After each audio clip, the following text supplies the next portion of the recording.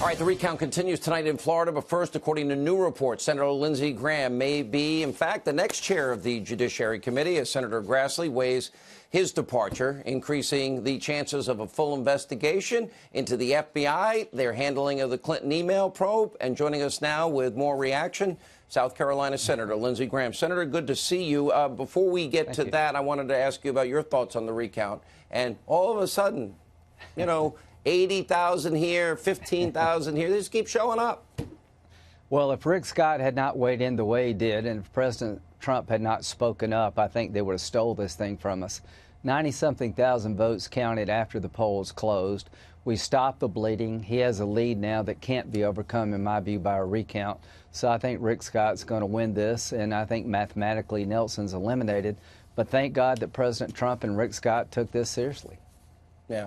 Senator, we have a lot of important judicial appointments. We had a threat by Jeff Flake tonight about protecting Mueller. And I know you said that's fine, but the president said he has no intention of firing Mueller. It looks like some agreement has been made by the reports I read between the president's lawyers and the special counsel, written answers. That would mean this is now coming to an end, at least in my mind. Well, this is a manufactured problem. President Trump is not going to fire Mueller. Mueller is going to be allowed to do his job, and we need conservative judges on the bench, as many as we can, as often as we can get them. I don't know what Senator Grassley is going to do. He's been a great chairman of the committee.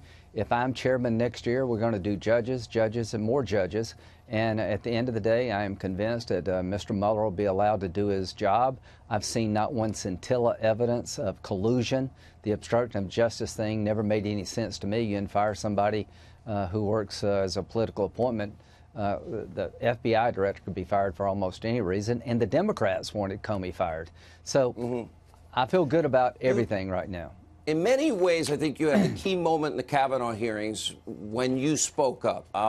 It was a powerful moment and an important one in terms of what was going on with Justice now Kavanaugh.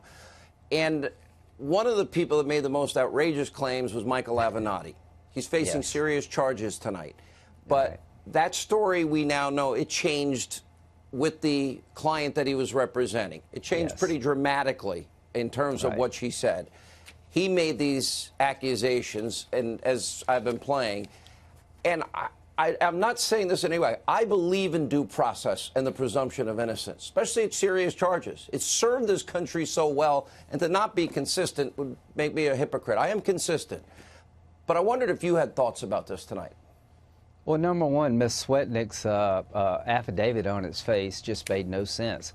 Who would repeatedly go to parties where women are being drugged and raped and not say anything about it and keep putting yourself at risk? So the claim by Ms. Swetnick that was authored by Mr. Avenatti actually helped us because it was so over the top.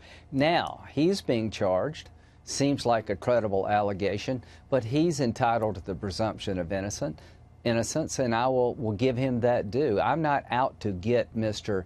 Avenatti by turning the legal system upside down. Whatever's fair, right, just, moral. Exactly. Let's stay with that.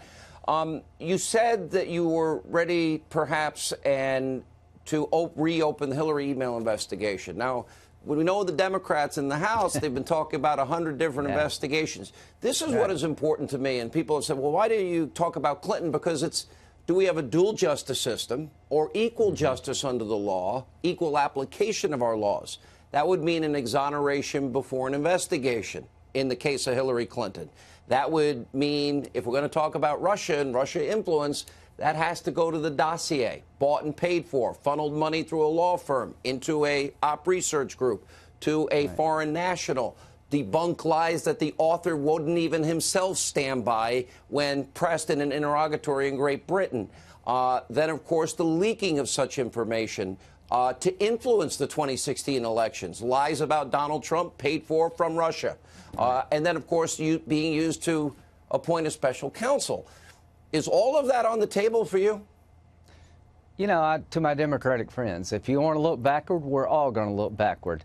I want to know why the FBI reached to the conclusion, along with the Department of Justice, that Hillary Clinton didn't commit a crime. Was it because of political bias? If you really wanted to stop Trump, how in the world could you indict her? Was the reason she wasn't indicted is because they wanted to make sure that they stopped Trump, and how can you stop him if you indict her? Did the Department of Justice and the FBI use a document paid for by the Democratic Party, researched by a foreign agent, to get a warrant against an American citizen that was inappropriate, potentially unlawful? We need a special counsel to look at all this, but I intend to look at it. I'm going to look at it. If you're going to keep plowing everything up at 2016, count me in. If you want to look forward, I'll look forward. If you want to look back, we're going to all look back to everything and everybody, not just Trump. Let me ask you this, and I forgot the fraud on the FISA court, because that was That's the fraud the on the Graham FISA memo. court. The bulk of your quote, the bulk of information came from the phony, unverified, uncorroborated dossier that mostly has been debunked. You know, there was a proposal by the White House today about prison reform. I had the opportunity. We all saw the video of Alice Marie Johnson, and when one offense, it was serious, 22 years in jail, raced out to the arms of her family. It was beyond a touching moment, and said, "Thank you, America, for giving me a second chance. I'll not let you down," when the president pardoned her. And I look at prison reform. We've got 2 million people in jail. In a 5-year period, a 77% recidivism rate. I want to find every Alice Marie Johnson in America, and I'd love the president to pardon one such person, 10 people a day, if we can do that, because I think we do need real reform. There is unfairness in the system. Yes. Wouldn't it be ironic if it was Donald Trump who fixed the problems created by the 3 strikes you're out rule passed by Bill Clinton? Wouldn't it be ironic it was Donald Trump and the Republican Congress working with Democrats that allowed just thousands of African American and Hispanic males a second chance for nonviolent offenses and create bed space for punishment's not working. People. If you have a 77% recidivism rate, locking you up in a place with bad people, and you're not helping or advancing and changing hearts and minds, it makes sense to me. But Senator, we'll follow that more. I think there's a lot of potential there. Imagine the president transforming the power of the pardon for every Alice Marie Johnson who I met, and is an amazing woman. I think it would be great for the country.